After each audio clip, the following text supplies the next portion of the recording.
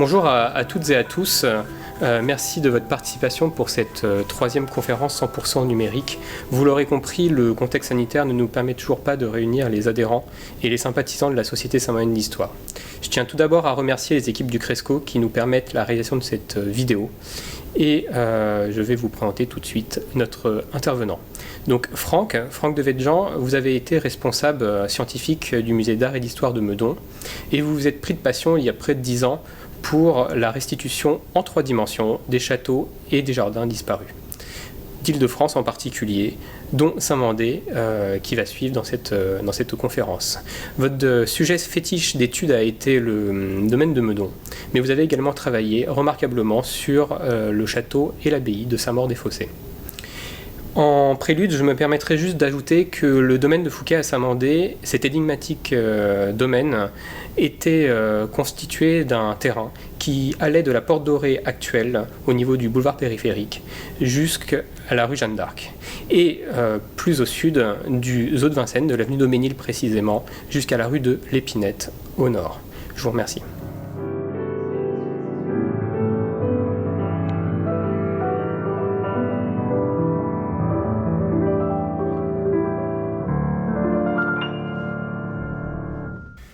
Eh bien, bonjour à tous. Je suis ravi d'être ici aujourd'hui à Saint-Mandé et de réaliser effectivement cette conférence qui s'intitule « Fouquet à Saint-Mandé, architecture, décor intérieur, art des jardins ». Je me présente, je m'appelle Franck de Vedjan, donc je suis historien de l'art. Et aujourd'hui, donc ma spécialité, on va dire, c'est la restitution et le travail scientifique sur les châteaux disparus d'Île-de-France. Aujourd'hui, je vais vous parler donc d'une propriété qui est un petit peu un ovni dans l'histoire de l'architecture, puisque cette propriété de Saint-Mandé, cette propriété de Fouquet, personnage emblématique, comme vous le savez, eh bien, elle n'est pas connue. On connaît un petit plan, mais on ne sait pas à quoi ressemble Saint-Mandé. Voilà. Donc, la présentation d'aujourd'hui va permettre, pour la première fois, eh bien, de vous remontrer, ou d'essayer de vous remontrer à quoi pouvait bien ressembler, de manière assez précise, cette propriété de Saint-Mandé. Et vous voyez effectivement sur le premier slide, un plan, vous voyez, plan de la maison et jardin de Saint-Mandé appartenant à Monsieur le surintendant Fouquet, daté de 1663. Vous voyez bien qu'on ne voit pas grand-chose sur ce plan. C'est un peu l'image de la conférence que je vais vous faire aujourd'hui, c'est-à-dire on part d'une idée de Saint-Mandé dans l'imaginaire de tout le monde, de tous ceux qui adorent le grand siècle. Eh bien, Saint-Mandé est une propriété de Fouquet, une maison de plaisance, un petit domaine, mais finalement, on n'arrive pas à vraiment appréhender quel est son aspect. Et le but de la conférence, c'est ça, c'est vraiment de comprendre comment vivait Fouquet à Saint-Mandé. Voilà. Alors, avant de commencer, je voulais faire vraiment des petits remerciements, parce que c'est très important pour moi. Je voulais remercier plusieurs personnes sans qui cette conférence n'aurait pas pu avoir lieu. Premièrement, bien sûr, Mathieu Stincel, qui est ici présent. Je voulais le remercier parce que sans Mathieu, en fait, cette conférence n'aurait pas pu avoir lieu, puisque c'est grâce à nos échanges vraiment qu'on a réussi à comprendre et à réaliser, à travailler sur ce sujet. Donc merci beaucoup Mathieu, parce que vraiment, je crois qu'on a réussi à réaliser un petit miracle qui est d'essayer de comprendre le Saint-Mandé de Fouquet. Je remercie aussi Ludovic Galfo, vice-président de la Société des Amis de Vincennes, Alexandre Cojano, qui est conservateur du patrimoine et qui est spécialiste de Louis Levaux, Aurélia Rostin aussi, que j'ai rencontré également grâce à l'équipe de Saint-Mandé, qui est conservateur du patrimoine et spécialiste des jardins d'André Le Nôtre, et puis Patricia et Florence, bien sûr, que je remercie parce qu'elles savent ce que je leur dois et les bons moments qu'on a passés à Saint-Mandé. Et justement, dans cette petite équipe, on a créé presque une petite famille qui nous a permis justement de travailler ensemble et d'arriver vraiment à une bonne entente et surtout une énergie en fait. Ça c'est l'énergie de l'association, de la Société Saint-Mandaine d'Histoire qui permet effectivement de réaliser des bons moments, de passer des bons moments, et ça motive aussi le chercheur, l'historien de l'art qui lui est toujours un peu confiné chez lui, et donc on a besoin aussi de ces échanges et ça permet d'enrichir effectivement le discours. Alors, si je vous parle de Nicolas Fouquet, bien sûr, Nicolas Fouquet, vous connaissez tous La première image qu'on a, c'est Vaux-le-Vicomte, que vous voyez ici sur l'écran. Vaux-le-Vicomte, château emblématique du XVIIe siècle, bien sûr. L'esquisse géniale de Versailles, comme on dit. Et Vaux-le-Vicomte, voilà, c'est l'image, c'est ce qui reste de Fouquet. Le château est là, les jardins sont là. Donc quand on pense à Fouquet, on pense effectivement à Vaux-le-Vicomte. Et c'est finalement la seule image que l'on associe vraiment à Fouquet. Après, les spécialistes connaissent Fouquet, le Fouquet bibliophile, le Fouquet avec tout son cercle littéraire. Mais voilà l'image emblématique que l'on associe au surintendant des finances de Louis XIV. Je ne vais pas refaire sa biographie, vous la connaissez. Alors, Fouquet, voilà la représentation qu'on a de Fouquet à l'époque.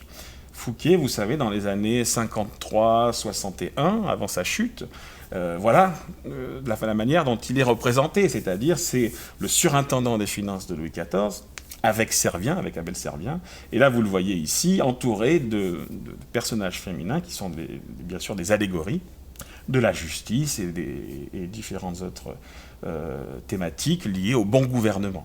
Et donc Fouquet, et on va dire, on a Mazarin qui travaille bien sûr à la tête de l'État, et Fouquet est vraiment un de ses premiers adjoints. Voilà, donc c'est un personnage très considérable. Et cette image, vous voyez, de Fouquet vraiment président à la destinée de la France, pratiquement, ici, eh bien, cette image, ce Fouquet-là, malheureusement, vous savez qu'il va chuter en 1661, il va chuter moins peut-être par la faute de Louis XIV que de son rival à Fouquet. Qui est le rival de Fouquet en 60-61 ? C'est Colbert. Et Colbert, en fait, c'est un peu à Colbert que j'en veux, moi, presque, parce que Colbert, en fait, a tout fait pour renverser Fouquet. Et finalement, quand vous voyez cette deuxième gravure, elle est similaire à la première. Et vous avez vraiment le sentiment que Colbert a pris la place de Fouquet. Et donc je voulais vraiment insister sur ça d'abord avant de commencer, pour vous montrer. D'ailleurs, Colbert aura un goût des livres et de la connaissance comme l'avait Fouquet. Voilà.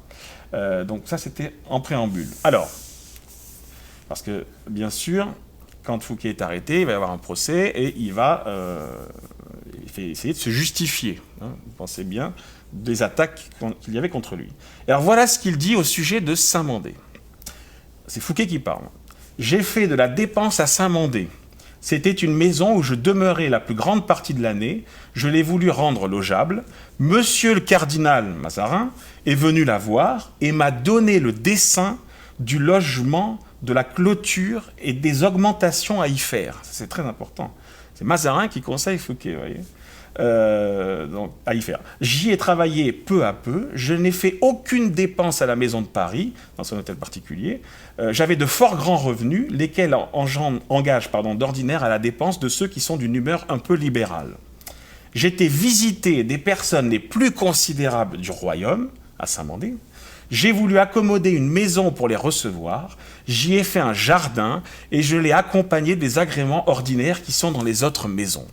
Voilà, donc, ce texte-là, ces quelques lignes, sont capitales parce qu'elles nous expliquent vraiment la vision qu'avait Fouquet. Et il explique bien qu'il a fait une belle petite maison, mais sans grande prétention, finalement. Et d'ailleurs que tout le monde venait à Saint-Mandé. Alors, c'est d'autant plus intéressant d'essayer de comprendre à quoi pouvait ressembler ce domaine. Parce que je vous assure, comme vous allez voir, on n'a pas grand-chose. Le document principal, le seul presque document principal que l'on connaît quand on parle de Saint-Mandé, c'est ce plan, le plan de Stockholm, qui est conservé à Stockholm, un plan qui est daté de 1663, vous voyez. Et alors ce plan est très précis, il est à l'échelle, et il nous donne surtout un aspect des jardins vraiment extrêmement fidèle. Et donc c'est vraiment un plan très important. Et c'est le document de base qui a servi au travail que je vais vous présenter. Mais malheureusement, je dirais, on n'a presque en fait que ce plan. Et ça, c'est un petit peu, vous voyez, embêtant, parce que du coup, pour arriver à essayer de mieux comprendre les choses, c'est assez difficile. On n'a par exemple pas de gravure, on ne connaît pas de gravure de Saint-Mandé, ce qui est une exception. Tous les châteaux sont pratiquement tous gravés, Saint-Mandé, on n'a aucune gravure. Et ça, c'est quand même très étonnant. Alors, grâce à ce plan, qui fait Saint-Mandé ? Ce sont les mêmes personnes qui font, bien sûr, Vaux-le-Vicomte. Donc, pour Fouquet, c'est André Le Nôtre pour les jardins et Louis Levaux pour l'architecture. Voilà. Alors, voilà. Alors, essayons de comprendre d'abord les bâtiments de Saint-Mandé. Hein. On parlera des jardins ensuite. Là, vous avez un plan qui un détail du plan précédent, où vous voyez que, effectivement, dans une teinte rosée, là, vous voyez, ici, vous avez l'emplacement de tous les bâtiments du domaine. Hein. Ils sont vraiment bien dessinés à l'échelle. Et alors, c'est formidable parce que le plan prend soin de tracer, vous voyez ici les petits traits, de tracer les pièces. Et ça, c'est vraiment c'est ce qui a permis de réussir à comprendre les lieux, grâce à ces plans. Donc on a vraiment le plan des pièces, mais sans les fenêtres, sans les ouvertures. Hein. Alors, vous voyez un plan très étonnant, où vous rentrez ici dans le château, et au lieu d'avoir un bâtiment ici, le château classiquement dans l'axe de l'entrée, ce qui est classique, hein, eh bien ici, c'est très étonnant, vous rentrez, et qu'est-ce que vous voyez? Vous ne voyez rien. Il n'y a rien, il n'y a pas de château, il n'y a pas de bâtiment dans l'axe. Et ça, c'est très très surprenant, parce que ça n'arrive jamais. Hein, c'est une nouveauté. Et en fait, les bâtiments sont relégués, vous voyez, sur les côtés. On a ici des parties de bâtiments, et de l'autre côté également. Mais il n'y a rien dans l'axe. Et ça, c'est très important, vous allez voir. C'est d'abord, avant tout, on dirait un jardin. C'est une propriété jardin. Alors, on a aussi d'autres plans. Donc, je vous dis, plan de base, et donc en cherchant, là, on a pu retrouver ce plan-là. Et ce plan-là est un détail d'un très grand plan qui représente le bois de Vincennes. Et en zoomant, vous voyez, on arrive à découvrir la propriété de Saint-Mandé. Donc ça, c'est un plan, je crois, qui n'est pas connu, qui est inédit, et qu'on peut dater vers 1655 au musée Carnavalet. Et vous voyez très très bien le même plan que Stockholm, hein, donc, qui nous confirme que le plan d'avant est un plan, n'est pas une invention ou un projet, mais qui est vraiment quelque chose qui a été réalisé. Et vous voyez très très bien, alors ce qui est passionnant dans ce plan, regardez, c'est qu'on a, pour les bâtiments qui sont ici à l'entrée du domaine, vous voyez, là vous avez les bâtiments et là le jardin. Hein. Eh bien, pour les bâtiments, regardez, vous avez la couleur des toitures. Hein. En bleu, l'ardoise, matériau noble, et en beige, vous voyez, la tuile, pour les écuries ici. Donc, deuxième document qu'il faut coupler avec le premier. Hein. Et ce que vous voyez surtout, regardez, c'est que la construction initiale est faite de 2 pavillons d'entrée, et ensuite de 2 ailes ici, vous voyez, ici et ici. Et c'est tout. Voilà le Saint-Mandé de Fouquet. Alors, on va aller en détail, bien sûr, plus avant dans ces constructions. Voilà le plan que je propose comme, eh bien, effectivement, une distribution du plan de Saint-Mandé. Donc, voilà la distribution proposée. Nous rentrons ici, je vous ai dit, il n'y a rien dans l'axe. Un vide total. C'est accès au jardin. Vous avez un pavillon du portier ici, sans doute. La chapelle qui doit être sans doute en symétrie. Vous avez 3 grandes cours, et d'un côté, vous avez au sud l'aile de la bibliothèque, ici avec plein de livres, puisque Fouquet, vous savez, est un très grand bibliophile, il accumule, il amasse de manière compulsive à Saint-Mandé environ 27 000 ouvrages. Hein. Il n'y a que Mazarin qui le dépasse et qui en a 50 000. Mais Fouquet, vraiment, c'est son goût, c'est un bibliophile, et puis aussi beaucoup de manuscrits, etc. Il a vraiment un goût de la connaissance. Donc l'aile de la bibliothèque ici, les écuries, avec l'abreuvoir, vous voyez, l'abreuvoir d'ailleurs qui permet, en cas d'incendie dans la bibliothèque, tout de suite, bien sûr, de protéger les livres en arrêtant l'incendie. Et une grande orangerie ici, dont on ne connaît rien, un grand espace, et une ménagerie au fond. Ça, c'est la partie sud. On va dire, c'est l'aile de la connaissance, vous voyez, ici. Et puis la partie nord, c'est donc en symétrie totale, c'est vraiment exactement les mêmes façades. Hein. On a le grand salon de réception, un petit salon, une galerie des sculptures, qui est une sorte de grand passage décoré de sculptures, je vais en reparler. Les cuisines qui sont ici, et vous voyez bien que les cuisines avec tous les risques d'incendie sont bien sûr à l'opposé de l'aile de la bibliothèque, par sécurité. Et puis, dans toutes ces grandes ailes ici que vous voyez au fond, j'ai mis des points d'interrogation parce que là, malheureusement, on n'arrive pas bien à comprendre ce qu'il y avait, mais en fait, tout simplement, ce sont les logements, le logement des courtisans et de Fouquet, qui doit être ici, mais là, on n'a pas du tout de plan. Donc là, ça reste un mystère. Mais c'était les logements, bien sûr, des invités qui viennent à Saint-Mandé, hein, tout simplement. Voilà. Donc voilà, pour la première fois, une proposition de distribution claire pour Saint-Mandé. Alors, je vais assez vite, mais on peut comparer ces plans aux plans postérieurs du XVIIIe siècle, du XIXe siècle. Là, vous avez un plan du XVIIIe siècle, qui vous montre, vous voyez, ces constructions initiales qui vont être agrandies, qui vont être développées par les hospitalières de Saint-Mandé, qui vont occuper les lieux au XVIIIe siècle. Donc, vous voyez, un ensemble de constructions qui augmente. Et si on fait quelque chose de très précis, vous voyez, on compare les différents états, 17e, 18e, 19e siècle, on voit l'évolution, qui est d'ailleurs très technique, je ne vais pas rester longtemps sur ce sujet, mais vous voyez bien la différence, le premier état initial, l'augmentation des constructions, notamment ici, regardez au niveau de l'entrée, là vous voyez, au 18e, on agrandit considérablement les 2 pavillons de l'entrée et on fait deux grandes constructions ici. Voilà. Et au 19e siècle, c'est un peu complexe, mais ça vous montre en fait l'historique de ces constructions. Et si on va encore plus loin, vous savez qu'aujourd'hui, à Saint-Mandé, eh bien, tout est construit, il ne reste plus rien de la propriété de Fouquet, mais on peut superposer le plan de la distribution que je vous ai montré du domaine avec le plan cadastral, et donc on arrive à peu près à comprendre où étaient positionnés les différents bâtiments. C'est très important dans le cadre éventuellement de fouilles archéologiques, s'il y avait besoin au niveau de la chaussée, de savoir qu'on était effectivement en plein milieu de l'ancienne propriété de Fouquet. Alors, maintenant, on va commencer notre promenade. On va se balader, on va essayer du moins que Fouquet nous invite, tout simplement, à Saint-Mandé. Vous êtes invité, vous devez aller le voir, à quoi ressemblent les intérieurs. C'est l'objectif de la conférence. Alors, je vous ai dit qu'il y a très très peu d'indices. Très peu d'indices. Et alors, il y a un premier indice, quand je commence les recherches, je regarde et je vois dans un catalogue, il y a un superbe dessin, magnifique, de coupe d'une écurie. Vous voyez. Et c'est un dessin qui est à Stockholm, toujours, et qui est légendé là, par une personne, historienne là, que je ne connais pas, qui dit « Coupe des écuries de Nicolas Fouquet à Saint-Mandé, Val-de-Marne ». C'est formidable, ça y est, jackpot, j'ai le plan, et maintenant je vais pouvoir avoir les élévations techniques. Donc j'étais, vous vous rendez compte, enthousiasmé bien sûr de tout ça. Et donc je me suis dit, c'est formidable, grâce à ce document, on va pouvoir avancer. Malheureusement, comme toujours, il faut toujours faire attention. Quand on croit que les choses sont vraies, un historien de l'art, un bon du moins, il faut toujours tout reprendre à zéro et ne faire confiance qu'à soi-même. Et là, en l'occurrence, il y a un problème. Il y a un problème. Parce que, voilà, je vous ai fait sourire, je vous ai mis un Rubik's Cube, vous connaissez le jeu. Parce que c'est le but du jeu.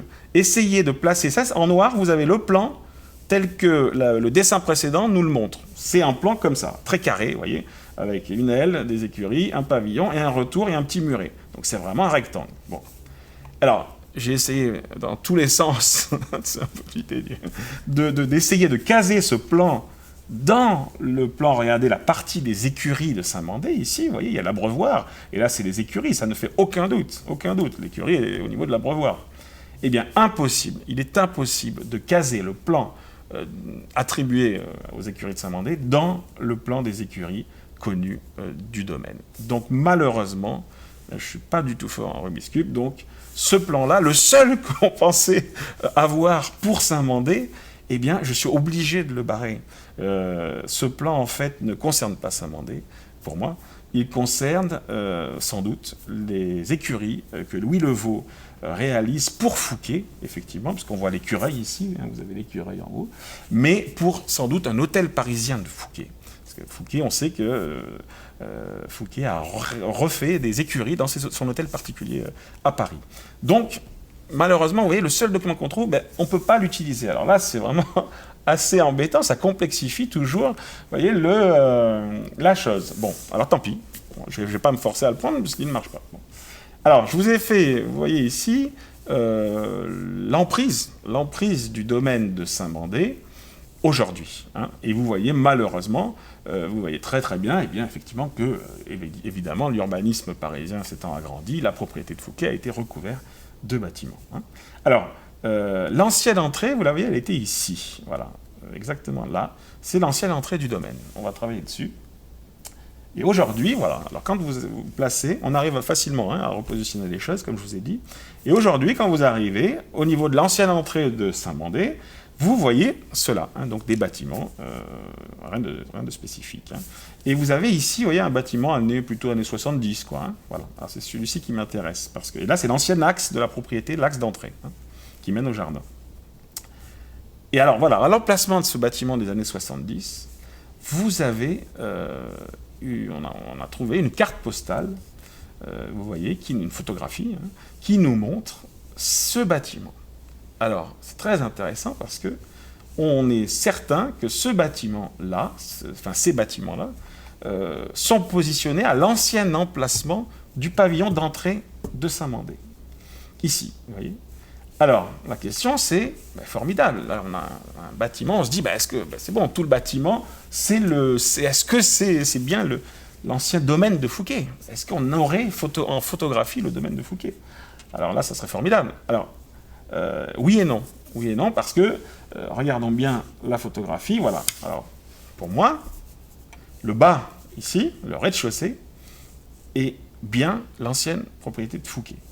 Et d'ailleurs, on sait que, il est dit que Fouquet a construit à Saint-Mandé une maison uniquement, effectivement, de rez-de-chaussée, pour ne pas, on va dire, entre guillemets, gêner le roi. Il n'ose pas faire des grandes constructions, vous voyez, à 2-3 étages. Saint-Mandé n'est qu'un seul rez-de-chaussée avec des combles. Donc, rez-de-chaussée, pavillon d'entrée, pavillon du portier de Saint-Mandé, 2 fenêtres, 1, 2. Et ici, vous avez un mur, institution de jeunes gens, vous voyez, vous avez quelqu'un, et vous avez le mur. Et ce mur, c'est quoi? Ce mur, c'est l'ancien mur de clôture de Saint-Mandé du XVIIe siècle. Donc cette partie en vert, je la conserve dans l'étude, et nous avons face à nous l'ancien pavillon de la propriété de Fouquet. Au-dessus, la question est, est-ce que le décor du dessus, qui est d'ailleurs un décor un peu 19e plutôt, ce décor au-dessus, est-ce qu'il concerne la propriété?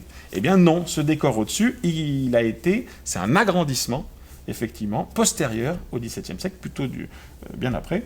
Et d'ailleurs, on le voit à un indice, regardez bien, ici au rez-de-chaussée, vous avez 2 fenêtres, et à l'étage, on en a 3. 1, 2, 3, c'est pas du tout le même rythme que le rez-de-chaussée. Et donc cet ajout-là, on va le barrer, hein, c'est pas la peine de le garder, vous voyez. Et je conserve donc uniquement le rez-de-chaussée pour essayer de comprendre à quoi ressemblait le domaine, l'entrée du domaine. Et alors, en zoomant, vous voyez bien, c'est formidable, on a un monsieur, heureusement qu'il est là sur la carte postale, un monsieur qui balaye sur le trottoir, et vous voyez, du coup, ça nous permet de nous rendre compte de la hauteur à peu près exacte du mur de l'institution de jeunes gens, là, le mur de clôture, qui fait environ 4,50 m. Bon. Alors tout ça est passionnant, parce que vous regardez derrière ici, derrière le mur, vous avez ici un décor, vous voyez, de refend, là. Et alors ça, c'est l'ancienne porte d'entrée du pavillon du portier derrière. Ça, c'est un décor d'origine. Ici aussi, vous avez un mur de briques, un décor de briques et de pierres, c'est d'origine. Hein, voilà. Alors voilà, en schématisant, après, on redessine le pavillon d'entrée, on garde le rez-de-chaussée des 2 fenêtres, on garde la hauteur du mur, mais on supprime le haut et on fait une toiture de l'époque. Hein. Voilà. Et ensuite, comme tout est en symétrie sur le plan, on récupère le premier pavillon, on le met en symétrie, et on obtient la nouvelle entrée de Saint-Mandé, briques et pierre, typique de l'époque, des années 55-60. Et malheureusement, le seul problème, c'est le porche d'entrée. Là, on ne sait pas l'aspect précis du porche d'entrée. Est-ce qu'il était à fronton cintré, triangulaire, etc. Bon, c'est un détail. Il faudra trouver un jour le plan de la porte. Mais voilà, je vous propose, pour une fois, l'entrée de Saint-Mandé. Très modeste, hein, très très modeste, comme vous le voyez. Nous rentrons, nous avons là une cour d'entrée. Je vous ai dit, il y a le jardin derrière. Si on va dans la cour sud, vous vous rappelez, c'est l'aile de la bibliothèque. Hein, ici, on a un cabinet de travail, des livres et la bibliothèque. Et de l'autre côté, vous vous rappelez, un grand salon, un petit salon et une galerie des sculptures. Voilà. Voilà les pièces principales de Saint-Mandé qu'on va essayer de restituer. Alors, on va commencer par l'aile de la bibliothèque. L'aile de la bibliothèque, l'aile de la connaissance, hein, du goût de collection de Fouquet, de tous ses manuscrits et de ses livres. Alors, vous voyez ici, regardez le plan de 63 de Stockholm, il nous montre une pièce carrée, il n'y a pas de problème, on voit bien, pièce carrée, et on a même les murs, hein, vous voyez. Donc, il n'y a aucun problème, c'est une seule grande pièce. Quand je reprends le plan et que j'agrandis les murs, tout simplement, Là, je vous ai fait ce schéma pour vraiment vous expliquer la justification précise de quelle est la démarche pour arriver à la restitution. Eh bien voilà, voilà la distribution. On a le grand cabinet des livres, la cour, côté jardin. Un mur ici, le mur de clôture aussi, un deuxième mur de clôture. Et là, des livres, un petit salon et la bibliothèque. Bon. Et alors, là, on a repris les textes avec Mathieu et on a lu qu'il y avait 3 ouvertures qui sont dites à la romaine. Alors, 3 ouvertures à la romaine, ça veut dire quoi dans le langage de l'époque? Ça veut dire, en fait, on a 3 baies, 3 grandes arcades qui ouvrent sur le jardin. Et ça, c'est une interprétation qu'il faut faire, c'est-à-dire, il y a dans ce cabinet 3 grandes baies qui ouvrent sur le jardin. Donc, ça signifie quoi? Ça signifie cela. Ça signifie que la distribution des ouvertures, parce qu'il faut bien savoir où sont les fenêtres, il y a, je propose, dans le grand cabinet, 3 arcades à la romaine qui sont ici, 1, 2, 3, et qui ouvrent sur le jardin, justement, avec une magnifique vue sur le parterre. Ici, on peut aussi caler une fenêtre, bien sûr, puisque ici, on a une niche au bout, donc on a une vision sur une belle niche ouvragée, ici et sur le parterre aussi, donc pièce très lumineuse. Et là, vous avez un mur, vous ne pouvez pas mettre une fenêtre, et ici, dans l'autre sens, vous mettez également en symétrie des fenêtres ici et ici. Et c'est bien sûr l'entrée, l'entrée de la pièce, côté cour, évidemment. Voilà. Bon, et là, peut-être, il y a une ouverture, on ne sait pas trop. Mais voilà les ouvertures de la pièce que je propose. C'est assez logique. Et du coup, sur cette base, qu'est-ce qui se passe? Ben voilà, on fait des schémas, on essaye de comprendre. Et on ouvre, vous voyez, le mur, côté jardin, par 3 ouvertures. 3 ouvertures à la romaine. Et ici, une autre ouverture, on ne sait pas trop le haut, mais bon, je pose point d'interrogation. Mais le plus important, c'est ces 3 ouvertures sur le jardin, grâce à un texte. Si on n'a pas ce texte, on ne peut pas proposer ce discours. Et donc, on peut arriver, avec les connaissances d'époque, du style de l'époque, à proposer une restitution du grand, on va dire, le grand cabinet des livres, on va appeler ça. Voilà le grand cabinet des livres, tel que je le restitue, avec ces 3 ouvertures à la romaine qui donnent sur le jardin. Et bien sûr, vous imaginez bien, tous les autres murs sont remplis effectivement de livres et de manuscrits. 27 000 francs casés, il y en a dans cette pièce. Il faut vraiment que vous compreniez que cette pièce, c'est un peu le hall d'accueil de la bibliothèque. C'est-à-dire, tous les nouveaux ouvrages, tous les nouveaux manuscrits qui arrivent, ils sont ici stockés en attendant d'être effectivement, je pense, triés pour être ensuite classés de manière précise dans le reste de l'aile de la bibliothèque. Donc c'est vraiment le grand cabinet d'entrée. Fouquet a un autre cabinet de travail de l'autre côté, mais là c'est le cabinet de travail, je dirais, de la bibliothèque. Donc voilà la restitution. Et alors je vous ai mis une statue très célèbre que vous voyez ici, l'Éphèbe d'Oran, qui est une sculpture que Fouquet avait acquise et qui coûtait une somme folle. Et donc elle était placée à Saint-Mandé. Donc c'est très émouvant de pouvoir remettre un objet d'art à sa place. Alors continuons nos essais de restitution. On était là, vous vous rappelez? Très bien. Et ensuite, alors cette pièce, c'est encore une pièce remplie de livres, qui est moins importante. Bon. Et ensuite, je vous ai dit, il y a la bibliothèque, tout en long comme ça. Et on voit bien que les murs sont tracés. C'est un grand rectangle très long, très bien. Alors la bibliothèque, c'est vraiment une pièce mythique dans l'histoire de Fouquet, parce qu'on sait le goût de Fouquet pour les livres, encore une fois. Alors la bibliothèque, regardez. Alors, comment restituer une pièce où on n'a pas les ouvertures, on n'a pas les fenêtres? Il faut savoir où sont les fenêtres pour restituer l'ensemble. Alors là, c'est le plan qui nous aide. Le plan nous donne des axes. Regardez, l'axe central du parterre. Il est évident que dans cet axe-là, ici, il y a une fenêtre au milieu. Vous êtes d'accord? Là, on ne peut pas ne pas avoir une fenêtre, une ouverture, une porte-fenêtre en plein milieu dans l'axe. C'est la symétrie qui l'impose. Donc on a ici 2 fenêtres. On a également, dans cette allée-là, une autre ouverture, puisque l'allée est axée avec l'aile de l'orangerie qu'on ne voit pas, qui est derrière, mais forcément, pour accéder à l'orangerie, on avait aussi une baie dans l'axe, évidemment, c'est tout à fait logique.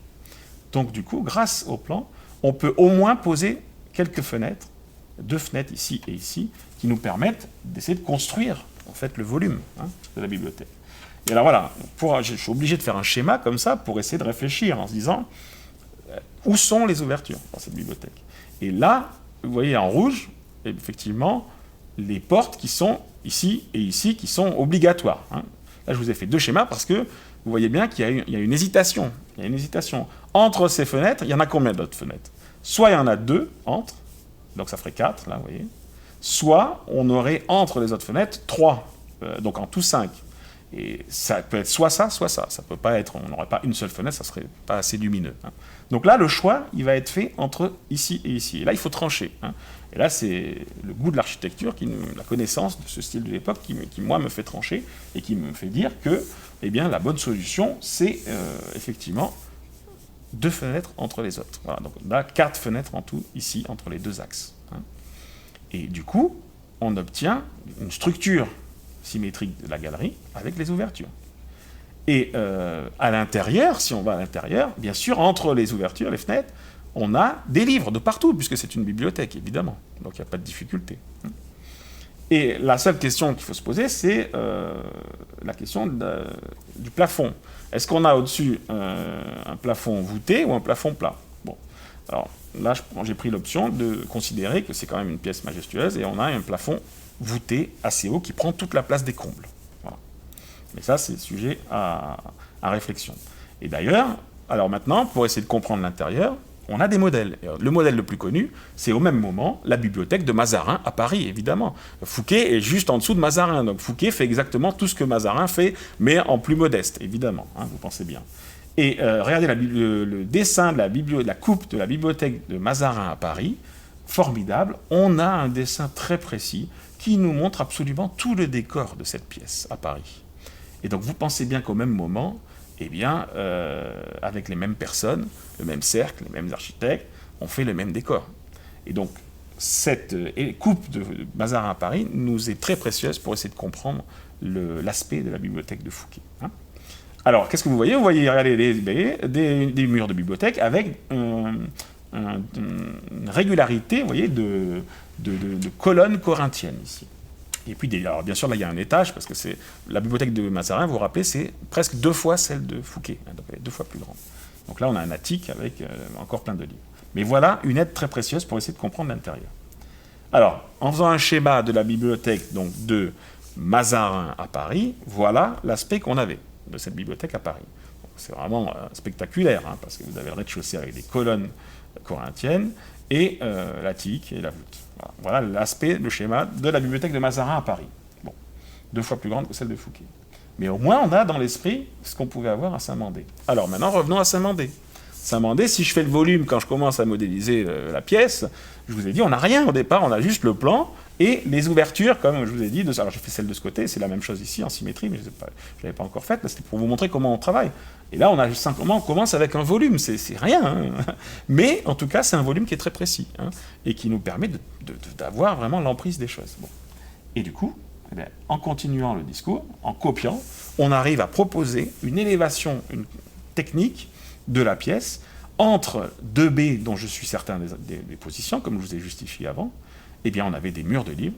Et ces murs de livres sont effectivement scandés, sans doute, hein, je le propose, j'en suis persuadé. On ne pouvait pas avoir juste un mur de livres sans rien, sans décor, c'est pas possible. Hein. On avait une scansion, très certainement, de pilastres, ici, que vous voyez, entre les fenêtres, et bien sûr un au milieu, exactement comme dans la bibliothèque de Mazarin. D'ailleurs, l'espace est identique, j'ai comparé, l'espace est pratiquement identique dans les 2 bibliothèques. Et donc on offre, et on a un mur de livres un peu bas, vous voyez, une sorte de buffet un peu plus avancé, en bas, pour les plus gros ouvrages. Et donc voilà, on obtient du coup l'aspect de cette bibliothèque. Et donc on peut la revoir. Ensuite on remodélise tout, et donc voilà, je vous offre, eh bien, l'aspect de la bibliothèque de Fouquet à Saint-Mandé pour la première fois. Et là vous voyez, tout de suite, bien sûr, on est frappé par l'ampleur des volumes accumulés, hein, de la connaissance, du goût. Cette image-là, cette nouvelle iconographie, elle va vraiment nous interpeller sur le goût compulsif de collection de Fouquet. Hein. Voilà. Alors on continue notre promenade et nos justifications. Le grand salon ici, regardez, vous avez de l'autre côté le grand salon et la galerie des sculptures, vous vous rappelez, exactement symétrique à l'aile ici. Hein. Vous voyez bien la symétrie, il n'y a aucun doute possible, on a des bâtiments qui sont vraiment symétriques et identiques. Du coup, c'est facile parce que ça simplifie le travail. Comme j'ai déjà fait avant les autres pièces, eh bien, en symétrie, je vais très vite, je ne vous justifie pas tout ça, mais vous avez bien compris, c'est la même chose. Et donc, le grand salon, voilà, on peut avoir 3 ouvertures donnant sur le jardin, pareil, et la galerie des sculptures de l'autre côté. Bon, très bien. Et alors voilà, pareil, 3 ouvertures, et donc, qu'est-ce que ça donne? Voilà, ça nous donne ça. Et donc là, nous sommes dans le grand salon de Saint-Mandé, qui en fait est le grand salon, il faut comprendre, c'est le vestibule, en fait, c'est la pièce un peu principale d'accueil dans la partie nord hein, de Saint-Mandé. C'est vraiment le salon de réception. Hein. C'est vraiment le salon principal de réception, on va dire, ici. Et donc qui doit être effectivement en appareillage de pierre, hein, dans un décor comme l'architecture française sait le faire au mieux. Et avec des bustes, on a des inventaires de toutes les sculptures et des bustes, on sait qu'il y avait des pieds-douches, des sculptures comme ça. Et donc voilà, vous avez l'aspect de ce salon qui est très lumineux, qui ouvre sur le jardin. Et alors, ce qu'on sait aussi, c'est que dans les sources, on sait que eh bien, le plafond de ce salon devait recevoir donc une peinture d'Apollon de Charles Lebrun. Et donc Bénédicte Gady a proposé que cette peinture, effectivement, d'Apollon, cette esquisse de Charles Lebrun, que vous voyez ici, qui représente, bien évidemment, vous reconnaissez Apollon sur son char, hein, ici au centre, et bien que cette esquisse soit donc le projet de plafond pour ce salon, pour ce grand salon de Saint-Mandé. Ce qui, du coup, est formidable, parce qu'on aurait, du coup, la vision totale architecture et décor peint de cette pièce. Donc voilà, un petit peu, on peut localiser très précisément ce salon à cet endroit-là. Et c'est un tableau qui, bien sûr, qui est dans la collection de Pierre Rosenberg et qui intégrera le futur musée du Grand Siècle à Saint-Cloud, qui a été voulu par Patrick Devedjian. Alors, une fois qu'on a fait le grand salon, il nous reste la galerie des sculptures, hein, un gros morceau. Parce que cette galerie des sculptures, eh bien, vous voyez très, très bien que le plan est symétrique de la bibliothèque, donc ça va être exactement la même chose. Mais sauf que le décor, lui, est différent, bien sûr. Alors, la galerie des sculptures, elle est réalisée, on le sait, il va y avoir, en fait, dans la pièce, des grandes sculptures monumentales, 13 de divinités, qui sont réalisées par Michel Anguier. Michel Anguier, très grand sculpteur du XVIIe siècle, milieu du XVIIe siècle, que vous voyez ici, en portrait gravé, il va en fait pratiquement venir résider la moitié du temps à Saint-Mandé, de 1655 à 58, et les mêmes années, il fait tout le décor, avec d'autres, de l'appartement d'Anne d'Autriche au musée du Louvre, qui est toujours conservé. Donc tous les plafonds, quand vous allez au Louvre et que vous voyez tous les plafonds et les stucs de l'appartement d'Anne d'Autriche, eh bien, c'est le décor qui est exactement contemporain du décor que Michel Anguier réalise à Saint-Mandé, des grandes sculptures. Donc ça, c'est très intéressant parce qu'on a vraiment les mêmes années, le même artiste qui travaille au Louvre et à Saint-Mandé. Donc ça, c'est passionnant. Et à Saint-Mandé, en fait, finalement, on va avoir un ensemble de sculptures très important réalisé par Anguier. Il va faire 13 sculptures, mais qui sont des sculptures à l'échelle 1, enfin des très grandes sculptures, pas du tout des petites. Hein. Donc c'est un travail colossal qui l'occupe pendant des années. Hein. Et il vit à Saint-Mandé pour partie, bien sûr, vous pensez bien.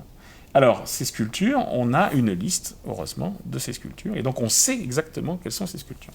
D'ailleurs, il y en a qui sont conservées, bien sûr. Vous avez ici, vous voyez Jupiter, je vous ai mis des images, hein, là. Vous avez Jupiter ici d'Anguier, et on sait aussi qu'Anguier va refaire une copie de la sculpture la plus connue, bien sûr, de l'Antiquité, qui est le Laocoon, que vous voyez ici. Et donc, c'est vraiment un modèle de virtuosité technique, bien sûr, comme vous savez.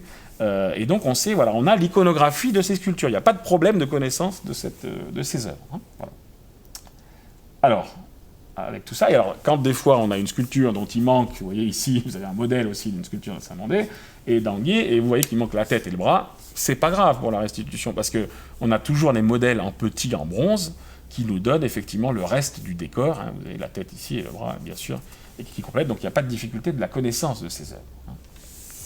Bon, et bien donc du coup, pour comprendre cette galerie des sculptures, on a encore une fois un modèle. Et encore une fois, le modèle de Fouquet, c'est Mazarin, hein, bien sûr.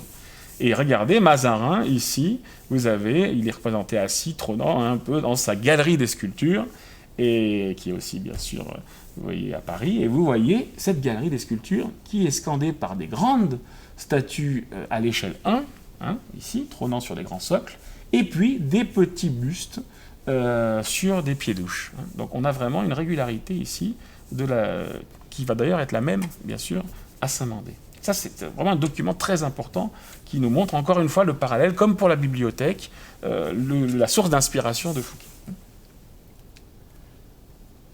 Alors, et pour finir, pour être très précis, dans cette bibliothèque, on sait aussi qu'il y avait 2 momies égyptiennes, donc 2 momies égyptiennes qui sont au Louvre, et là vous avez un dessin très rigolo de ces momies égyptiennes qui vraiment sont celles-ci qui étaient placées, une claire, une sombre, qui étaient placées donc à Saint-Mandé. Et d'ailleurs La Fontaine, le célèbre La Fontaine, que vous connaissez tous bien sûr, est venu à Saint-Mandé. Une fois il avait un rendez-vous avec Fouquet, il attend 1 heure, Fouquet a beaucoup de travail, La Fontaine attend 1 heure, et on sait qu'il attend dans la galerie des sculptures, et il croise ces 2 sculptures égyptiennes, et du coup il repart de Saint-Mandé sans avoir pu voir Fouquet, parce qu'il est trop pris. Et donc La Fontaine, du coup, est rentré chez lui un peu dépité de ne pas avoir vu le maître, mais il a fait des vers sur ces 2 momies égyptiennes, voilà, que je vous laisse bien sûr consulter. Et donc vous voyez qu'on connaît vraiment quand même beaucoup le décor, toutes les œuvres d'art sont décrites, il n'y a pas de difficulté. Alors, on avance pour cette galerie, regardez, toujours pareil, on a les mêmes baies, bien sûr, vous vous rappelez, mais surtout, le problème ici, c'est le décor. Qu'est-ce qu'on a entre les 2 ouvertures? Pour la bibliothèque, ça ne posait pas trop de difficultés, on a des livres et des manuscrits, mais pour une galerie, là, c'est plus difficile. Alors, pareil, le même volume, vous voyez, on a l'espace, bon, très bien. Mais là, il va falloir aménager les choses. Alors, entre 2 ouvertures, que vous voyez ici, on a, je vous ai dit, 13 divinités. Et en fait, c'est parfait parce qu'on peut pile mettre les 13 divinités d'Anguier, on en met une par panneau, et ça fonctionne pratiquement impeccable, il n'y a pas de problème. Donc on sait qu'au milieu, on avait sur un socle, plus ou moins grand d'ailleurs, des grandes sculptures de Michel Anguier à cette échelle-là. Pas de problème. On a des petits pieds-douches avec les bustes qui sont aussi décrits. On a une 40aine de bustes qui sont décrits dans la galerie, donc ça fonctionne effectivement au niveau du nombre. Donc il n'y a pas de problème de compréhension à ce niveau-là, 1, 2, 3. Mais par contre, tout le reste, le panneau, là, on a un lambris-bas, bien sûr, mais le panneau, qu'est-ce qu'on a là sur des grands panneaux? Il est impossible au XVIIe siècle, surtout début XVIIe, d'avoir un grand panneau comme ça, vide ou peint, aussi grand. Non, on n'a pas ça, c'est impossible. Donc là, il a fallu, j'ai réfléchi et je me suis dit, mais qu'est-ce qu'on peut avoir à la place? On devait avoir, en fait, très certainement, des sortes de niches, réelles ou feintes d'ailleurs, qui reprenait en fait la taille des ouvertures, des fenêtres. Et on avait des niches, alors qui sont soit rectangulaires comme vous le voyez ici, soit peut-être cintrées par le haut, ça on ne sait pas. Mais en tout cas, j'imagine vraiment bien que effectivement les grandes sculptures de Anguier sont encadrées de niches. Et du coup, on obtient des panneaux qui là sont d'une taille tout à fait classique pour le XVIIe siècle. Voilà.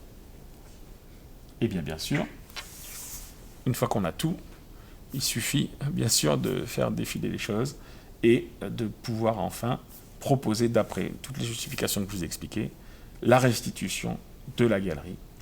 Pour la première fois, encore une fois, qui nous donne un effet très théâtral, un effet spectaculaire, parce que là, vous voyez bien, l'effet de...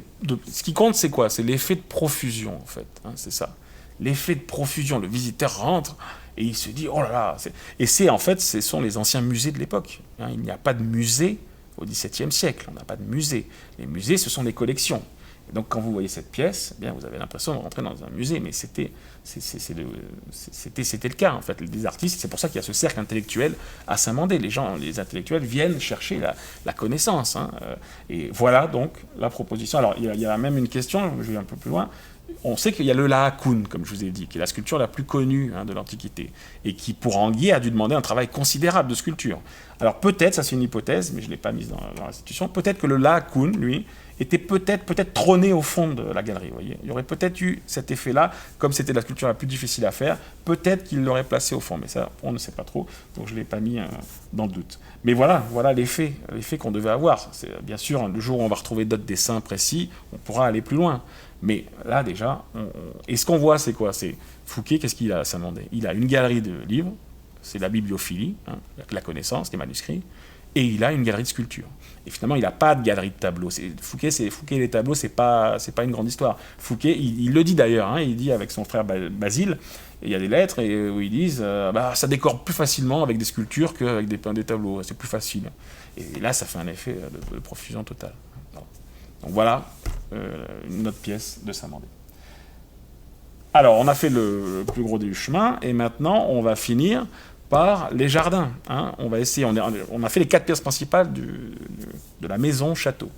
Et maintenant, on va donc travailler sur les jardins. Alors, les jardins, on donne à Saint-Mandé, on donne le jardin de Le Nôtre, mais personne n'a travaillé vraiment sur les justifications de cela. Hein. Et là, aujourd'hui, moi, je vous justifie l'intervention d'André Le Nôtre à Saint-Mandé par des détails que vous allez voir. Alors, voilà le plan du jardin. Vous vous rappelez, on a vu les bâtiments qui sont ici. Hein. On a fait la visite des 2 galeries. Voilà. Et vous voyez très bien qu'au centre, il n'y a rien. Au centre, je vous ai dit, c'est un jardin, il y a un vide total. Hein. On a des grands parterres, 1, 2, 3, celui-ci est très grand. Quelques bassins, 3 aussi, ici. Et puis ensuite, une allée, des pas de doigts, bon. Mais c'est quelque chose de très très simple, c'est un plan assez simple. C'est un petit jardin. Saint-Mandé est vraiment un tout petit jardin. C'est pas du tout grandiloquent, pas du tout. Et ici, vous avez une sorte de potager, en fait. Hein. C'est un grand potager, mais décoré, très décoratif, hein, sur le côté. Bon. Voilà. Alors, visitons le jardin. Hein. Quand on rentre dans le jardin, qu'est-ce qui se passe? Quel est le début du jardin?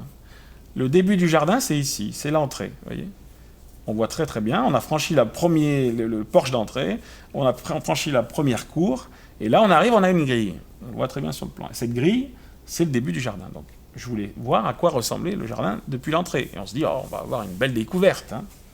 Bon, eh bien, voilà, on arrive. Le visiteur arrive, il a entendu parler de Saint-Mandé, bien sûr, c'est la première fois qu'il vient, qu'il est invité dans la propriété. Et là, il arrive, et qu'est-ce qu'il voit? Qu'est-ce que vous voyez? Rien. On ne voit rien.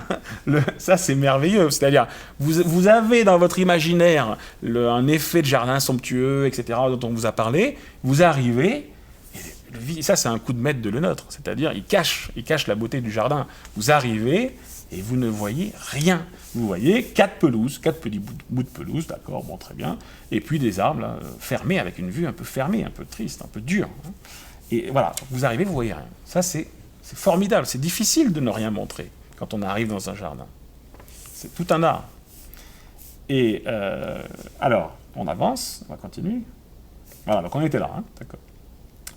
Ensuite, on a, donc si vous rentrez dans le grand salon ici, là, vous avez les parterres ici en symétrie, hein, ici et ici, vous voyez très bien. Alors je voulais faire une vue quand même, je me suis dit, mais quand on sort du grand salon, on avait forcément une belle vue sur ce petit parterre là, qui est très joli, très mignon, et on sait qu'il y avait beaucoup de fleurs, hein, donc j'ai voulu faire la vue, voilà. Alors là, on sort du grand salon, vous vous rappelez, le grand salon par le Brun, on sort du salon, et voilà ce qu'on découvre. Un petit parterre, très modeste, hein, mais par contre enrichi vraiment de très nombreuses fleurs, hein, tubéreuses, etc. Anémones, je crois que les anémones, Fouquet apprécie beaucoup les anémones aussi. Et donc voilà, donc on restitue un petit parterre très modeste, mais qui du coup nous donne quand même un petit effet de profusion fort sympathique. Bon. Alors, et bien sûr, ce parterre, vous voyez, il va être copié, il va être repris par Le Nôtre ensuite, typiquement dans les mêmes formes, au Trianon de porcelaine, donc à partir de 1670, donc près de 15 ans plus tard. Hein, et il reprend Saint-Mandé, hein, voilà, tout simplement. Alors, quand on se place maintenant au niveau soit du milieu de la bibliothèque, soit du milieu de la galerie des sculptures, au milieu des 2 galeries, là, effectivement, il y avait forcément, non pas une fenêtre, mais une porte-fenêtre pour pouvoir accéder au jardin, vous pensez bien. Et là, il y a un petit clin d'œil de Le Nôtre. Et on voit que c'est sa signature. Parce que, regardez ce que l'on voit. C'est un schéma, hein. Bon, je ne vous ai pas mis les baies là au fond, mais c'est juste la masse du bâtiment. Hein. Et vous voyez que si on se place au centre, là, ici, par exemple, on voit quoi? On voit le parterre, un petit bassin avec un rond de pelouse, et étonnamment, et là c'est typique de Le Nôtre, vous voyez que la masse de la galerie ici, dans le fond, paraît proportionnée au bassin depuis la sortie de la galerie. Et donc visuellement, ça donne quoi? Ça donne l'effet du bassin qui reprend la largeur de la galerie que l'on voit en face. Et donc du coup, on a un très léger équilibre qui s'instaure et qui permet du coup, là c'est vraiment le calcul visuel typique de le nôtre. Le bassin n'est pas placé au hasard, il est placé pour avoir un équilibre visuel avec le bâtiment qui est au fond. C'est presque rien, mais c'est ce qui nous montre la finesse du jardin. Et puis, pour le jardin, je veux finir sur une image de jardin, qui est l'image, on va dire, la plus iconique et la plus voulue par le nôtre de ce jardin de Saint-Mandé, qui est celle, quand on se place, vous voyez, tout au bout du grand parterre central, en fait, qui descend légèrement en pente douce, d'après la topographie du site. Et quand on se place au bout du bassin, là, et qu'on se retourne, on voit, vous pensez bien, les constructions dont on a parlé tout à l'heure. On avait les deux gros pavillons, vous vous rappelez, les deux salons, pardon, avec les pavillons, et puis les galeries. Vous voyez, en violet, je vous ai mis les deux grandes galeries de l'autre côté, là. J'ai retourné le plan. Et eh bien, on se dit, on va voir tout, on va voir les galeries et les pavillons. Bien sûr, ça va faire un effet d'ensemble qui pourrait être sympathique, avec la clôture. Or, si vous regardez le plan, en vert, je vous ai mis en L, là, vous voyez, comme ça. En vert, ce sont des rideaux d'arbres qui ferment la vue, qui bouchent la vue. Or, si on se place au niveau du bout du parterre, vous voyez bien, j'ai tracé la vue, les lignes oranges que vous voyez là, et vous voyez très très bien qu'en fait, les deux galeries eh bien, disparaissent visuellement. Donc le nôtre efface totalement les constructions. Il ne veut pas montrer que Saint-Mandé est un bâtiment finalement plus important que ce qu'on pourrait croire. Fouquet est à Saint-Mandé très modeste. C'est l'inverse de Vaux-le-Vicomte, on va le voir après. Et donc, les deux galeries, c'est ça que je veux que vous reteniez, sont cachées volontairement par le nôtre. Et donc, j'ai fait la restitution de ce point de vue. Et donc, voilà ce que ça donne. On a les arbres qui encadrent deux sculptures de dames romaines, d'après les inventaires. On sait que ce sont des dames romaines ici, sur les socles. Le bassin central. Et ce qu'on découvre, en fait, c'est quoi? C'est la vision de Saint-Mandé, telle qu'on l'avait au XVIIe siècle. Et Saint-Mandé, c'est quoi? On n'a pas de château, je vous rappelle, on n'a rien au centre, il y a un vide total, c'est l'absence de construction. Mais par contre, on a donc les deux pavillons, et vous vous rappelez, avec les ouvertures à la romaine. Heureusement qu'on avait cette mention, sinon on n'aurait pas pu aller jusque-là, dans la restitution. Et on a les deux pavillons avec les ouvertures à la romaine, ici et ici, 3B, et le mur de clôture, bien sûr. Et donc Saint-Mandé, voilà la vision qu'on avait de Saint-Mandé. Et les galeries, regardez, les galeries sont situées ici entre la statue et le pavillon. Et donc elles s'effacent totalement par le rideau d'arbres. Et donc on a vraiment une vision très modeste de Saint-Mandé. Et ça c'est passionnant parce que ça nous montre la volonté de Fouquet de rester vraiment minimaliste dans son discours architectural, qui est d'ailleurs, rappelez-vous, Saint-Mandé est voisin de Saint-Mandé, de Vincennes, pardon. Saint-Mandé est voisin de Vincennes et du château royal de Vincennes, le château du roi. Donc Fouquet reste minimaliste. Et ça c'est passionnant, parce qu'à Vaux-le-Vicomte c'est pas du tout le cas. Vous voyez bien la différence. Bien.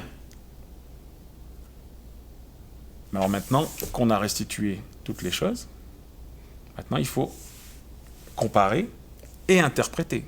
C'est le but. Il ne faut pas s'arrêter à l'image. Il faut essayer de comprendre un peu qu'est-ce qu'on peut en tirer. Qu'est-ce qu'on peut exploiter de tout ça.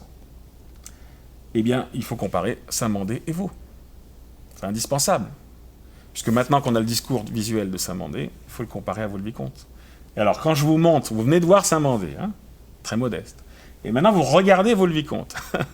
Alors, vous voyez tout de suite, bien sûr, la différence fondamentale. À Vaux-le-Vicomte, on a mis le paquet. On a l'impression qu'on a une ville, en fait, à la fin. Quand on arrive au bout du jardin, c'est plus un château. C'est ça qui est spectaculaire à Vaux-le-Vicomte. Il n'y a pas que le château. Il y a une ville qui est construite derrière, avec des pavillons. C'est formidable comme théâtre, comme aspect théâtral de tout ça. Et vous avez l'impression de visiter une ville, pratiquement. Et surtout le focus, bien sûr, central du salon ovale, qui, vous voyez, attire l'œil en plein centre, alors qu'à Saint-Mandé, on a tout l'inverse, on a le creux du jardin. Voilà. Mais on peut essayer d'aller encore plus loin que cette simple comparaison. je me suis dit, Saint-Mandé, il n'y a rien finalement. C'est une petite maison, c'est pour ça qu'on n'en a pas parlé. Mais est-ce que j'ai vraiment raison? Alors, j'ai voulu comparer les superficies des deux propriétés. Et je ne voulais pas le faire au départ parce que je me suis dit, c'est même pas la peine, Vaux-le-Vicomte écrase Saint-Mandé. Eh bien, on va vérifier ensemble. Parce que je ne le pense pas. Je pense qu'en fait, les deux domaines, finalement, sont au niveau de la superficie au sol, je ne parle pas des étages, mais de la superficie au sol des constructions, sont presque identiques. Et ça, c'est complètement nouveau. Alors, on va comparer, regardez, on prend cette aile-là, ici, ça c'est ça c'est le plan de Vaux-le-Vicomte, ça c'est le plan des constructions de Saint-Mandé, d'accord. On compare les deux, alors on y va. On compare cette aile on peut la prendre ici, par exemple, l'aile de l'orangerie. Ok. Cette aile-là, on peut dire que c'est à peu près la même superficie que ça et ça, à peu près, donc c'est bon, ok. Cette aile-là, on peut dire que c'est presque l'aile de la bibliothèque et l'entrée, à peu près en taille, ok. Donc on a fait 1, 2, 3 déjà. On retrouve à Saint-Mandé dans la partie sud. Et si on continue à comparer, eh bien cette partie-là de Vaux-le-Vicomte, finalement, ça peut être à peu près en superficie l'aile des sculptures et aussi la partie cuisine, presque. Et finalement, donc on a fait les 4. Et la superficie du château, au sol, ben, on la retrouve pas tout à fait, mais presque, dans toute la grande partie des logements, en fait, des amis de Fouquet à Saint-Mandé, à peu près. Pas tout à fait, mais presque. Et donc, la simple comparaison des deux superficies des bâtiments montre clairement que nous avons pratiquement la même échelle de construction au sol. Et ça, c'est une découverte totale, puisque bien sûr, dans l'imaginaire collectif, Saint-Mandé n'est qu'une petite maison, et n'est pas du tout un château, n'est pas considéré comme, on ne dit pas le château de Saint-Mandé, on dit la maison ou le domaine de Fouquet à Saint-Mandé. Mais peut-être qu'il faut changer ça, il faut peut-être dire château de Saint-Mandé, peut-être. Puisqu'on se rend compte qu'au niveau des superficies au sol, on arrive pratiquement à la taille de Vaux-le-Vicomte, au niveau des constructions en superficie. Ça, c'est une découverte totale. Et si je vous compare, j'ai voulu aussi comparer le plan des galeries de Saint-Mandé et des salons avec le plan de Vaux-le-Vicomte.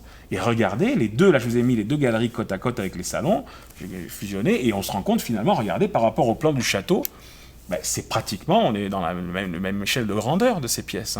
C'est tout à fait dans les mêmes échelles de grandeur, il n'y a pas de problème. Et surtout, Vaux-le-Vicomte, il n'y a pas de galerie. Vous savez, dans le château, il n'y a pas de galerie. Mais pourquoi il n'y a pas de galerie à Vaux-le-Vicomte? Parce qu'il y a déjà deux galeries à Saint-Mandé. On a déjà la galerie de la bibliothèque et la galerie des sculptures. Et donc Vaux-le-Vicomte n'a pas de galerie parce que Saint-Mandé en a déjà deux. Fouquet n'a plus besoin de galerie. Son lieu principal de l'année, de séjour, c'est pas Vaux-le-Vicomte, c'est en travaux Vaux-le-Vicomte. Son lieu principal de séjour, c'est Saint-Mandé. C'est là où il est le plus clair du temps. Donc il a déjà deux galeries. Donc Vaux-le-Vicomte n'a pas de galerie parce que Saint-Mandé en a déjà deux. Et donc voilà, je finis sur Vaux-le-Vicomte, parce que c'est vraiment l'image qu'on a de Fouquet, et c'est le lien avec Saint-Mandé. Mais est-ce qu'il n'y a pas un lien encore plus fort entre les deux? Puisque tout ça est construit au même moment par le même propriétaire et les mêmes architectes et les mêmes jardiniers. Et alors vous voyez, vous connaissez tous bien sûr, l'entrée de Vaux-le-Vicomte, une vue à vol d'oiseau de l'entrée de Vaux-le-Vicomte, avec deux gros pavillons, les communs ici, vous voyez, et le château qui trône en majesté au centre. Et une grille au centre, à l'entrée, vous voyez, une grille fermée et ouverte, bien sûr ici avec des pilastres, pour voir le château. Bon. Mais là, une fois que j'avais Saint-Mandé en tête, je me dis, je regarde Vaux-le-Vicomte et je me dis, mais est-ce qu'il n'y a pas un lien plus fort? Et je regarde le plan de Vaux-le-Vicomte, et regardez le plan de Vaux-le-Vicomte, c'est quoi? On a le château, comme je vous ai dit, les ailes des communs, 1, 2, 3, 4, ici, vous voyez, parallèles, et les mêmes toitures, vous voyez, ici, on a le même pavillon, là et là, que là. Bon. Sauf que Louis Levaux, à Vaux-le-Vicomte, va, regardez, c'est étonnant, c'est surprenant sur le plan, il va ajouter deux pavillons ici, vous voyez, les deux grands pavillons d'entrée. Il va ajouter deux grands pavillons avec la grille. Mais il va les coller aux communs qui sont... Il y a un pavillon juste à côté pourtant déjà. Donc regardez, ce que fait Louis Levaux à Vaux, c'est, regardez, ça c'est en l'état, tel qu'il l'a réalisé en haut. Il a fait deux pavillons qu'il a ajoutés aux communs. Or, il aurait tout à fait pu, Louis Levaux aurait pu dessiner l'entrée de Vaux-le-Vicomte différemment en ne construisant pas ces pavillons et en simplement construisant les mêmes pavillons qui existent d'ailleurs, qui sont là, derrière eux. Il y a d'autres pavillons, il y a ceux-ci. Hein, vous voyez, les mêmes que là, par exemple. Il aurait pu faire ça simple. Et le discours aurait fonctionné. Le discours d'entrée, il n'y avait pas de difficulté. Ça fonctionnait très très bien. Mais Louis Le Vau ne fait pas ça. Louis Le Vau ajoute 2 gros pavillons. Et je pense, c'est mon interprétation, que ces 2 gros pavillons ajoutés à Vaux-le-Vicomte sont bien sûr, vous l'avez compris, un rappel de Saint-Mandé. Un rappel des 2 pavillons de Saint-Mandé. Et là, quand on compare les deux, je pense qu'on est saisi. Dans l'imaginaire du courtisan de l'époque, quand on dit Saint-Mandé pour le courtisan de l'époque, il voit cette image-là. Il voit ces 2 pavillons. C'est l'image qu'il a du jardin de Saint-Mandé. Et Le Vau, à Vaux-le-Vicomte, eh bien, je crois, rappelle Saint-Mandé par l'entrée du domaine. Mais ce qui est formidable, c'est la différence, la comparaison. C'est-à-dire, à Vaux-le-Vicomte, on a l'entrée de Saint-Mandé, mais on n'a pas que ça, on a tout le reste derrière. Et donc, on aurait presque, vous voyez, l'évolution, l'ampleur. Regardez, derrière, sur la photographie, vous voyez l'ampleur du... Et cette ampleur-là, elle est presque symbolique de l'ascension de Fouquet, vous voyez, dans ces années-là.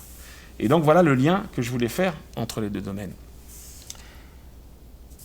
Voilà, donc on a fini la présentation. Et donc, ici, je vous ai résumé les principales restitutions de Saint-Mandé, l'entrée, pavillon de l'entrée, grand cabinet des livres, bibliothèque, grand salon, galerie des sculptures de Michel Anguier et vue sur le jardin. Voilà, je crois, j'espère du moins, que cette présentation nous permettra à tous de mieux comprendre et mieux appréhender l'aspect vraiment de ce domaine merveilleux de Saint-Mandé qui jusqu'à présent restait encore une énigme. Voilà, je vous remercie beaucoup.